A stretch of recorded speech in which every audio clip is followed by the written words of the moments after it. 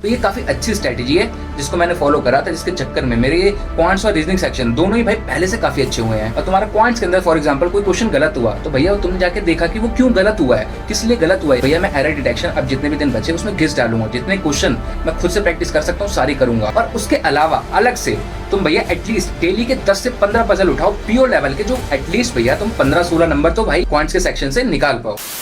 IBPS PO prelims के लिए बस लास्ट के 10 दिन बचे हैं। अब इस 10 दिन के अंदर भैया हमारी क्या स्ट्रेटेजी होनी चाहिए, ऐसा क्या जादू हम कर दें ताकि हम अपने प्रीलिम्स के अंदर अच्छा खासा स्कोर करें और एट लास्ट अपने प्रीलिम्स के एग्जाम को क्रैक करें। तो अभी तक मस्त हमारी प्रैक्टिस चल रही थी, सारे सब्जेक्ट्स को हम बराबर लेके चल रहे थे और भैया बढ़िया से full length mocks section mocks दे रहे थे और अच्छा खासा स्कोर आ रहा था और बढ़िया परसेंटाइल बन रही थी। लेकिन जैसे जैसे एग्जाम क्लोज आ रहा है तैसे तैसे भैया हमारे मॉक्स के अंदर स्कोर गिर रहे हैं और अब यार कंफ्यूजन हो रही है, टेंशन हो रही है कि यार जो चीज हमने करी है क्या मतलब सही है या फिर भाई बस ऐसे हवा में हमने प्रैक्टिस करी है। तो अगर तुम भी इसी सिचुएशन में हो और यही टेंशन तुमको भी हो रही है तो don't worry, I am here, सारी कंफ्यूजन सारी टेंशन दूर करने वाला हूँ। अब देखो भैया यहाँ पे मैं ज्ञान नहीं देने वाला हूँ, जो भी भैया मैं स्ट्रेटेजी अपने ऊपर अप्लाई करूंगा जो मेरे लिए प्रैक्टिकल होगी, फिजिबल होगी और जो मेरे को भाई एट द एंड रिजल्ट देगी। मतलब एट लास्ट हमारा एम ये है कि भाई प्रीलिम्स की कट ऑफ क्लियर करनी है, उसके अलावा कोई एम नहीं है, तो वो हमारा भाई करके देगी। तो वही सेम स्ट्रेटेजी मैं तुम लोगों के साथ शेयर करूंगा और मैं ऐसा भी नहीं कह रहा भैया डिट्टो तुम कॉपी पेस्ट करो, क्योंकि कोई चीज भाई किसी के लिए अच्छी है तो दूसरे के लिए क्या पता अच्छी हो या ना हो। तो इसीलिए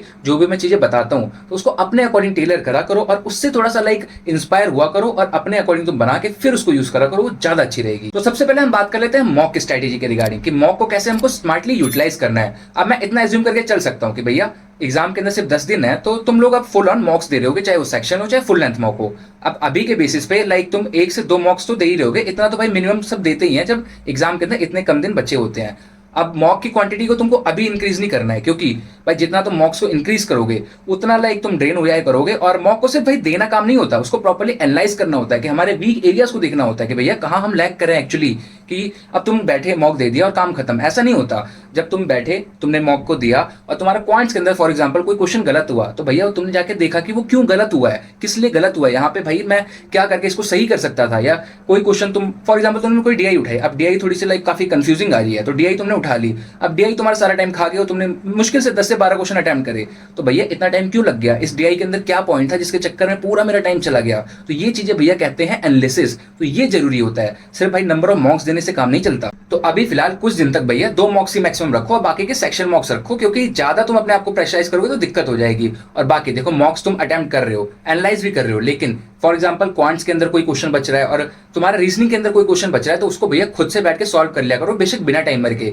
उससे होगा क्या कि तुम्हारी एक्स्ट्रा प्रैक्टिस ही होगी, तो इस चक्कर में तुमको एक्स्ट्रा टाइम नहीं देना पड़ेगा कुछ क्वेश्चंस निकाल के फिर प्रैक्टिस करने के लिए। तो ये काफी अच्छी स्ट्रेटेजी है जिसको मैंने फॉलो करा था, जिसके चक्कर में मेरे क्वांट्स और रीजनिंग सेक्शन दोनों ही भाई पहले से काफी अच्छे हुए हैं। अब ये तो फिलहाल ओवरऑल हमारे तीनों सब्जेक्ट्स की स्ट्रेटेजी होगी जिसको हमको मॉक के अंदर अप्लाई करना है और उससे ज्यादा से ज्यादा आउटपुट निकालना है। अब इसके अलावा भी काफी इंपॉर्टेंट पॉइंट्स हैं तो उनके बारे में हम बाद में बात करेंगे, उससे पहले हम एक एक करके सेक्शंस के बारे में बात कर लेते हैं। तो चलो फिर स्टार्ट करते हैं इंग्लिश के सेक्शन से। और देखो आईबीपीएस पीओ के अंदर भाई हमारे पास 30 क्वेश्चंस होते हैं इंग्लिश वाले सेक्शन में और हमारे पास 20 मिनट का टाइम होता है। अब एसबीआई पीओ के कंपैरिजन में आईबीपीएस पीओ का थोड़ा सा मतलब अपने पे एडवांटेज रहती है, क्योंकि क्वेश्चन का लेवल भी ठीक ठीक रहता है और टाइम भी अच्छा खासा रहता है। तो यहाँ पे अगर हम चाहें तो अच्छी खासी एक्यूरेसी मेंटेन कर सकते हैं, जो कि एसबीआई पीओ में नहीं होती थी, क्योंकि उधर नंबर ऑफ क्वेश्चन ज्यादा रहते थे और क्वेश्चन कम अटेम्प्ट करोगे तो ओवरऑल तुम्हारे अटेम्प्ट्स कम रहेंगे। लेकिन यहाँ पे कुछ ऐसा नहीं है, यहाँ पे हम मस्त अपने 20 मिनट को यूटिलाइज करके 30 क्वेश्चंस में से maximum number of questions attempt कर सकते हैं, वो भी अच्छी खासी एक्यूरेसी के साथ। और देखो भैया इंग्लिश हमारा एक ऐसा सब्जेक्ट है जहाँ पे क्वांट्स और रीजनिंग की तरह भैया इतनी रिगरस प्रैक्टिस ही लगती है। यहाँ पे जस्ट भैया थोड़ा सा दिमाग लगता है, थोड़ा सा लाइक यहाँ पे पेशेंस लगता है। तुमने पेशेंटली चीजें सीख ली, सारे रूल्स वगैरह तुमको आते हैं तो तुम इजिली अच्छा खासा स्कोर कर सकते हो। तो भैया यही ध्यान रखना है कि जो भी तुम्हारे इंग्लिश के अंदर अभी वीक टॉपिक्स हैं, फॉर एग्जाम्पल मैंने जैसे बोला था मैं एरर डिटेक्शन मेरे को दिक्कत आ रही है तो भैया मैं एरर डिटेक्शन अब जितने भी दिन बचे उसमें घिस डालूंगा, जितने क्वेश्चन मैं खुद से प्रैक्टिस कर सकता हूँ सारी करूंगा। और अगर ऐसा ही तुम लोगों के साथ भी कुछ है, किसी टॉपिक पे तुम भी वीक हो तो भैया जितना हो सके उसकी प्रैक्टिस कर डालो। अब इंग्लिश के अंदर जो परफेक्शन एडिटोरियल जो चीजें करते थे वो तो रेगुलर चलती रहेंगी, उसके अलावा तुमको खुद से बैठ के क्वेश्चन की प्रैक्टिस करनी है। सेक्शन मॉक्स दे रहे हो, फुल मॉक्स दे रहे हो, ठीक है, लेकिन जिस टॉपिक में तुम वीक हो, सबसे ज्यादा जिधर गलतियां कर रहे हो और जहां पे सबसे ज्यादा तुम्हारे मार्क्स डिडक्ट हो रहे हैं तो भैया उसको एनालाइज करो, उसको बैठ के अच्छे से प्रैक्टिस करो। अब यहाँ पे मैं वोकैबुलरी को नहीं गिनूंगा, क्योंकि वोकैबुलरी जैसे बोला था जैकपॉट और लॉटरी होता है, जब वर्ड्स आए तो भैया 5 के 5 नंबर तुम्हारे, और नहीं आए तो फिर 0। और देखो मैंने ये चीज नोटिस करी है कि भाई वोकैबुलरी जो हमारे एग्जाम में आती है वो ठीक ठीक लेवल की आती है। अगर 5 क्वेश्चन वोकैबुलरी के आए तो एटलीस्ट तुम 3 आराम से अटेम्प्ट कर सकते हो, जो कि बेसिक लेवल की होती है। तो उस पर भाई इतना फोकस मत करना, बट जो तुम्हारा मेन पार्ट है लाइक पैराजम्बल और उसके अलावा आरसी हो गया और कॉलम बेस्ड क्वेश्चन हो गए, एरर डिटेक्शन हो गए, तो उस पर ज्यादा टाइम दो। देन अब अगर बात करें भैया क्वांट्स की, तो देखो क्वांट्स के अंदर सबकी यही शिकायत रहती है, भैया अरिथमेटिक नहीं हो रहा हमसे, और क्वांट्स की हमने बहुत प्रैक्टिस कर ली, लेकिन बैकग्राउंड में हमारे वही गाना चल रहा है, खड़ा हूं आज भी वही, किसी मसीहा का इंतजार है कि वो आके हमें बताएगा कि भैया ये जादू करो और तुम्हारे क्वांट्स के अंदर मार्क्स यूं बढ़ जाएंगे। तो ऐसा कुछ नहीं होने वाला। प्रैक्टिस का भैया कोई सब्स्टिट्यूशन नहीं है, प्रैक्टिस जितनी करोगे उतना ही चलेगा। और अगर फॉर एग्जांपल तुमने अभी अरिथमेटिक तुम्हारा वीक है तो उसको बाद में सही करना, और अरिथमेटिक के अलावा जो और पार्ट है भैया डीआई और तुम्हारी स्पीड मैथ्स, तो उसको थोड़ा सा ज्यादा घिस लो और थोड़े बहुत अरिथमेटिक के टॉपिक्स रिवाइज कर लो जो कि बेसिक वाले हैं, ताकि एटलीस्ट भैया तुम 15-16 नंबर तो भाई क्वांट्स के सेक्शन से निकाल पाओ। अब अगर प्रैक्टिस करने के लिए सबसे बेस्ट सोर्स बताऊं तो वो थे भैया मॉक्स, और स्पेशली सेक्शनल मॉक्स। अब तुम सेक्शनल मॉक्स दे रहे हो, उसमें तुम्हारे 15-20 क्वेश्चन जितने भी अटेम्प्ट कर पाए करे, उसके अलावा जो क्वेश्चन बचे तो उनको बैठ के भाई घिस दो ना, उनको बैठ के प्रैक्टिस कर लो यार, काफी अच्छा खासा तुमको बेनिफिट मिलेगा। और अगर तुमको चाहिए कि भाई डीआई की पीडीएफ और लाइक स्पीड मैथ्स की पीडीएफ हमको एक ही जगह मिल जाए जिससे हम प्रैक्टिस कर पाए, तो ऑलरेडी टेलीग्राम पे शेयर है, वहां पे जाओ, टेलीग्राम चैनल ज्वाइन करो और उन पीडीएफ को एक्सेस करके भैया आराम से प्रैक्टिस करो, और टेलीग्राम की लिंक डिस्क्रिप्शन में मिल जाएगी। बाकी अरिथमेटिक वाली जो दुविधा है इसके लिए कुछ हम प्रबंध जल्दी करते हैं और बढ़िया चीज लाएंगे, सारी जो दुविधा है तुम्हारी दूर हो जाएगी। और अब अगर बात करें सबसे प्यारे सेक्शन तुम्हारे मसीहा की, जो कि है भैया रीजनिंग का सेक्शन, भैया सही कह रहा हूँ, आईबीपीएस पीओ प्री के अंदर जो तुम्हारा मसीहा होने वाला है वो रीजनिंग का सेक्शन नहीं होने वाला है। तो इसलिए कह रहा हूँ, अभी तक भैया रीजनिंग को सीरियस नहीं लिया है और रीजनिंग को अच्छे से प्रैक्टिस नहीं करी है,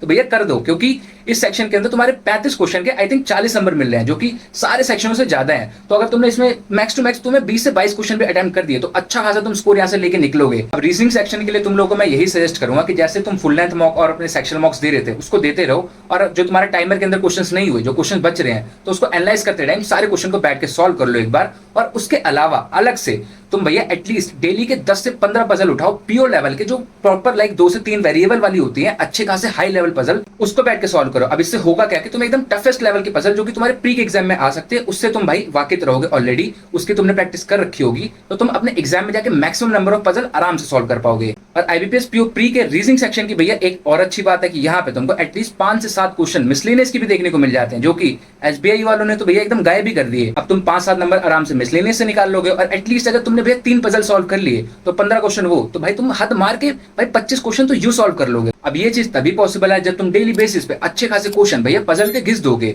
और अगर तुम सोर्स को लेके कंफ्यूज आ रहे हो तो don't worry, Telegram channel join करो, वहां पे मैं तुमको भैया प्रीलिम्स लेवल के अच्छे खासे जो क्वेश्चंस होंगे पजल वाले वो भी शेयर कर दूंगा, तो तुम सिंपल डीआई भी वहीं से उठा सकते हो, स्पीड मैथ भी वहीं से उठा सकते हो, और पजल भी वहीं से उठा के सिंपली तुमको बैठ के बस प्रैक्टिस करना है, उसके अलावा कुछ नहीं करना। तो फिलहाल का यही रूटीन रखो, और एग्जाम के 5-6 दिन पहले तक जो तुम्हारे मॉक्स की क्वांटिटी रहेगी उसको थोड़ा सा इंक्रीज कर देना। जहां पे तुम 2 मॉक्स दे रहे हो वहां पे 3 से 4 कर देना, और बाकी प्रैक्टिस में कमी नहीं होनी चाहिए, प्रैक्टिस एकदम रिगरस वाली होनी चाहिए। और अब आता है कहानी में ट्विस्ट, जिसको हम मेंस कहते हैं। तो देखो भैया तुम्हारे सारे एग्जाम्स अब इसी साल के अंदर लाइन अप पड़े हैं। एसबीआई पीओ हो गया, अब उसका मेंस भी हो जाएगा, फिर आईबीपीएस पीओ है, फिर उसके बाद में आईबीपीएस क्लर्क है, फिर एसबीआई क्लर्क है, फिर आरआरबी होंगे। अब इस बीच में भैया सारे जब एग्जाम्स रहते रहेंगे तो तुम मेंस का कब पढ़ोगे? तो तुमको मेंस भी भैया प्री के साथ साथ लेके चलनी पड़ेगी। और जो ये 10 दिन है तो इसके अंदर जो मैं बोलूँ जो बिल्कुल बिगनर है, लाइक जिन्होंने अभी कुछ दिन पहले सिलेबस कंप्लीट करा होगा या फिर अभी प्री के अंदर भी उनको दिक्कत हो रही है, तो वो भैया तुम प्री में ही रहो, ज्यादा अच्छा है। मेंस बाद में ही पढ़ना, अपने प्री के बाद में अपना शुरू करना मेंस। लेकिन जो भैया ऑलरेडी पढ़ चुके हैं, जो रिपीटर हैं, तो उनको मैं ये सजेस्ट करूंगा कि जो ये 10 दिन है तो भैया इसमें भी तुमको मेंस साथ साथ लेके चलनी है। बस हाँ, लास्ट के जो 4-5 दिन रहेंगे उसमें पूरा प्री में घुस जाना, लेकिन अभी जितने 5-6 दिन है तो एटलीस्ट भैया इसमें भी तुमको मेंस करना ही करना है। और मेंस कैसे करना है तो वो तुमसे मैं डिस्कस करता हूँ। तो अभी देखो मैं तुमको प्री प्लस मेंस का एक ग्लिम्स दे देता हूँ कि भैया आईबीपीएस पीओ प्री तक मैं मेंस को कैसे लेके चलने वाला हूँ, साइड बाय साइड प्री करते हुए। और जो मेंस के लिए प्रॉपर वीडियो रहेगी, डिटेल वीडियो, जिसके अंदर सारे सोर्सेज वगैरह मैं एक्सप्लेन करेंगे, तो वो भी प्लान है, वो भी बाद में आएगी। लेकिन अभी फिलहाल मैं क्या करूंगा कि डेली बेसिस पे मेंस लेवल का एक क्वांट्स का लेक्चर करूंगा और एक रीजनिंग का लेक्चर करूंगा। और रीजनिंग के अंदर भैया पजल प्लस मिसलेनियस दोनों होने चाहिए, ऐसा कुछ हम कोर्स उठाएंगे। और बाकी क्वांट्स के अंदर भाई एक दिन अरिथमेटिक, एक दिन डीआई चलेगी, तो वो हो जाएगा। और इसके अलावा जो प्रैक्टिस अपनी प्री लेवल की चलेगी, लाइक पजल की और डीआई की, वो तो चलती रहेगी, उसमें कोई कमी नहीं रहेगी। और अगर प्री लेवल मॉक्स की क्वांटिटी की बात करें तो देखो भाई एसबीआई पीओ प्री के लिए मैंने बहुत सारे मॉक्स ऑलरेडी दे रखे हैं। तो मैं क्या करूंगा, अभी फिलहाल मैं एक मॉक दूंगा डेली बेसिस पे आईबीपीएस पीओ प्री का, प्लस कुछ रहेंगे अपने सेक्शनल मॉक्स, और बाकी की प्रैक्टिस रहेगी। और जब लास्ट के 3-4-5 दिन बचेंगे तब मैं प्रॉपर घुस जाऊंगा प्री के अंदर, जिसमें सिर्फ आईबीपीएस पीओ प्री के मॉक्स दूंगा। और बाकी मैं मेंस को कुछ ऐसा प्लान करने वाला हूँ कि भैया एक दिन मैं रखूंगा जिस दिन मैं लेक्चर के साथ बैठ के प्रैक्टिस करूँ मेंस लेवल की, और एक दिन मैं खुद क्वेश्चंस में पिक करूँ पीडीएफ से या किसी भी सोर्स से और खुद बैठ के प्रैक्टिस करूँ। और उस दिन हम स्लॉट कुछ ऐसा डिजाइन करेंगे कि देखो 2 घंटे का सेशन रखा जिसके अंदर भैया रीजनिंग के पहले 10 प्री पजल निपटा दिए, फिर बैठ के मेंस के जितने भी 1-2 अपने पजल बन रहे वो कर दिए। सेम ऐसा रहेगा भाई, प्री लेवल की डीआई कर दी, फिर उसके बाद मेंस लेवल की अपनी डीआई करी या फिर अरिथमेटिक उड़ाए। तो ये ऐसा बोल सकते हैं कि लाइक सिमिलर सी चीजें चलेंगी, तो भाई ऐसा प्रैक्टिस करने में मजा भी आएगा। जो मेंस वाले हैं वो ये चीज समझ सकते हैं। और बाकी भाई जो लोग अभी मेंस तुमने टच भी नहीं करी है, सिर्फ प्री में ही हो, तो तुम प्री में ही रहो, ज्यादा अच्छा है। मेंस को तुम बेसिक से सीखना अपने प्री के बाद। और बाकी मैं तुम लोगों को दोबारा वार्न कर रहा हूँ कि भैया जो भी मैंने ये स्ट्रेटेजी बताई है तो ये मेरे लिए प्रैक्टिकल, मेरे लिए फीजिबल है। और बाकी तुम लोग का आई डोंट नो, तुम लोग भाई डायरेक्ट कॉपी पेस्ट करोगे तब तो दिक्कत आएगी। अब इसी को तुम अपने अकॉर्डिंग टेलर करोगे, जो भी तुम्हारा रूटीन रहता है, जो भी चीजें भाई तुम्हारे पास सोर्सेज है उसके अकॉर्डिंग तुम इसको टेलर करके लेके चलोगे तो भैया काफी सही चीज रहेगी। तो ये थोड़ा सा यहाँ पे दिमाग लगाना। और बाकी एक चीज और कि भैया अब वीडियो की फ्रीक्वेंसी थोड़ा ऊपर नीचे हो सकती है, थोड़ा सा मैं इरेगुलर हो सकता हूँ, कॉज अब सारे एग्जाम्स लाइंड अप है तो थोड़ा सा भाई पढ़ाई पे ज्यादा फोकस रहेगा। और उसके अलावा जिस दिन वीडियो नहीं आती है तो बाकी तुम लोग पे भाई पुरानी वीडियो से कमेंट रहेंगे, वहां पे तुम अपना क्वेश्चन पूछ सकते हो। अदरवाइज तुम चाहो तो मेरा टेलीग्राम चैनल ज्वाइन कर सकते हो, वहां पे एक सेपरेट भैया तुम लोगों के लिए सिर्फ ग्रुप है जहां पे तुम एक दूसरे से बातचीत कर सकते हो, अपने डाउट्स वगैरह अपने इश्यूज वगैरह रख सकते हो भाई, उसको सॉल्व करा सकते हो, उसको मैं सॉल्व कर दूंगा या फिर जो ग्रुप में और बंदे हैं वो तुम्हारी हेल्प कर दिया करेंगे। तो काफी सही चीज है, वहां पे तुम अपने फेलो एस्पिरेंट के साथ भैया इंटरेक्ट कर सकते हो, उनके साथ बैठ के अपने प्रैक्टिस कर सकते हो, उनके साथ प्रिपेयर कर सकते हो। तो भाई बढ़िया चीज है, जाओ टेलीग्राम की लिंक डिस्क्रिप्शन में जाके ज्वाइन करो और फिर अपना प्रिपरेशन स्टार्ट करो। तो चलो फिर इस वीडियो को यहीं तक रखते हैं एंड आई होप सो कि तुम लोगों को आज की वीडियो हेल्पफुल और अच्छी लगी होगी। और जरा सी भी अच्छी लगी हो तो प्लीज यार वीडियो को लाइक कर देना, और चैनल पे नए हो और ऐसी और videos regarding study blogs, tips, strategies, updates के रिगार्डिंग वीडियोस देखना चाहते हो तो चैनल को सब्सक्राइब कर दो। तो चलो फिर मिलते हैं नेक्स्ट वीडियो में, टिल देन बाय बाय।